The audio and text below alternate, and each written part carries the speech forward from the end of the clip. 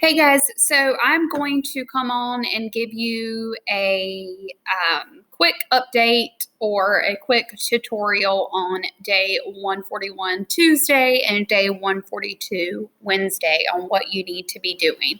So obviously, if you look at this module, it may seem a little bit overwhelming. So I really want to walk you through it and show you that it's really not that much work. And also, I want to kind of walk you step by step how to do it.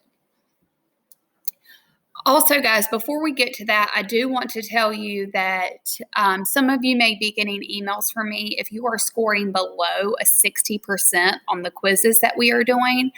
That's a real concern for me. So I may be emailing you and asking you to retake the quizzes. If it becomes something that you're constantly scoring under 50% or under 60%, and you seem to not be grasping the material, we may be going to some one-on-one or 10-on-1 or some live sessions if you need that. I feel if we're scoring below 60%, after retake, then it might be a cause for reteaching. So please let me know if you do need help, if you aren't understanding, and I will be in contact with you if I see that you are not performing well or not understanding the material. All right, so I'm going to go ahead and tell you about day 141 and 142. So what I would like for you to do, guys, is do up to decision C for Tuesday, for today, and then do the 24 hours after Hiroshima on Wednesday.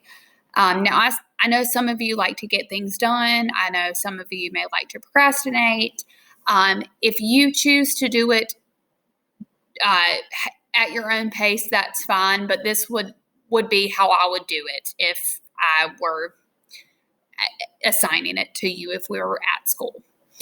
All right, so what we're going to do is up until this point, I'm going to give you just a little bit of background. Up until this point, you know that we did D-Day yesterday. You know that Germany has surrendered and the Allies have technically won World War II, but we know that Japan has not surrendered, or they refused to surrender. So America is faced with some questions, and some things were going on before the war ended as far as atomic bombs go. So just a little bit of background.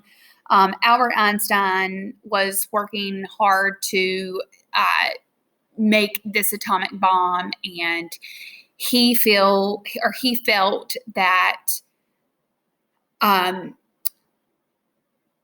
America needed to make this bomb before Germany did, because if Hitler had got his hands on an atomic bomb, this would be a real problem for the entire world. So he ends up writing a letter to Franklin D. Roosevelt, who was our president at the time, and said, basically, this is the warning, and we need to create this first. So America helps fund this Manhattan Project, which puts a lot of scientists together, and they end up creating the atomic bomb.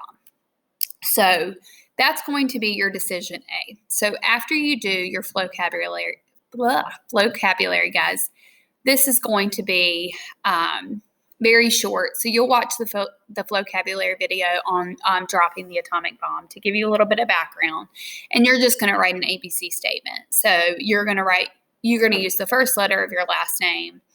And so, for example, if I was using mine, I would say maybe something about making the atomic bomb was a tough decision because they knew how awful it could be. Okay, obviously you can't use that one if you have an M, but you're just going to be writing a statement about the video. All right, so once you do that, guys, then you will get to this part where it says, Decision A, whether to build an atomic bomb. So I've given you a little bit of background about that. So Franklin Roosevelt gets this letter from Albert Einstein. And you'll read this, and then you get to make your own decision. So when you go, obviously it's going to look a little bit different on yours. You guys know how to work Canvas from the student view. But on the question, you are going to be answering, you are an advisor to President Roosevelt of the United States. Which of the following do you advise the president to do? So you are going to be able to make this decision. So you choose whichever you think is right. Okay? So moving on, they obviously make this atomic bomb, and the scientists they're stoked because they made something that works. But they test it in New Mexico, and they see that, awesome, it works. But what's going to happen if we drop this on a city, or we drop this anywhere? It's going to devastate, and it's going to kill hundreds of thousands of people. So there comes in decision B. So at this point, Harry Truman has now become the president of the United States because Roosevelt died unexpectedly. So Truman is in for a really tough decision. So you are going to read some background about Japan and about the state that the war is in. So Japan will not surrender, and the United States thinks, well, if we invade Japan and try and get them to stop, then that's going to kill more of our men, and we don't know if we want to do that. So he's faced with a tough decision. So what you are going to do, again, like decision A, you are going to go to your question, and it says you are a close advisor to President Truman. Which of the following do you advise him to do? So you get to choose what you think. Should it have been dropped? Should it not have been dropped? All right. And after that, guys, so 2 short questions. Then you will go to decision C, whether Truman made the right decision. So, spoiler alert, he does drop the bomb, and he does not only drop one bomb, he drops 2 atomic bombs. A lot of people thought that it was a good idea. A lot of people thought that it was a bad idea. So I want to know what you think. So you're going to read this. If you want to do a little more research on your own, that's also awesome, and that might help you support your response. All right, so here is your question for question C, or here is your prompt.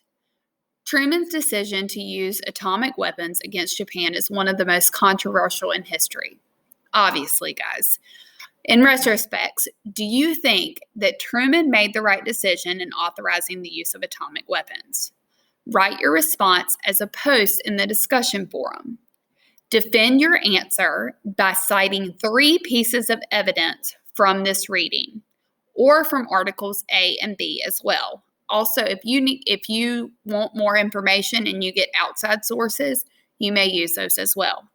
Support each piece of evidence with a paragraph that explains why that evidence is important to you. So you're going to do 3 paragraphs of, did he make the decision? Did he make the right decision? Or he did not make the right decision. So 3 points backing up either A, he made the right decision, or B, he did not make the right decision. No, you cannot be in between, okay? You need to choose a side. All right. That is what I would like you to get done for Tuesday. If you want to finish up and do this tomorrow or Tuesday, that's fine. If you want to stretch it out to Wednesday, that's also fine. If you cannot get to all of this and you have till Friday, that's also fine if there are things going on at home. All right. After that, guys, so after you write what you think, you're going to be watching 2 clips from the documentary video 24 hours after Hiroshima. It will give you firsthand accounts of what happened when America dropped the atomic bomb on the Japanese city of Hiroshima. After watching the videos, I want you to reflect on hearing and seeing details of what happened, and I want to see if that changes your viewpoint that you gave in decision C, whether or not he made the right decision. So your 3 paragraphs. Give details explaining why or why not your position changed. Okay? So, again, it may look intimidating. When you break it down, it's not really much that you need to be doing. Please let me know if you have any questions about anything that I've gone over today. And again, if you are not doing so hot on World War II material and you need some help, please let me know.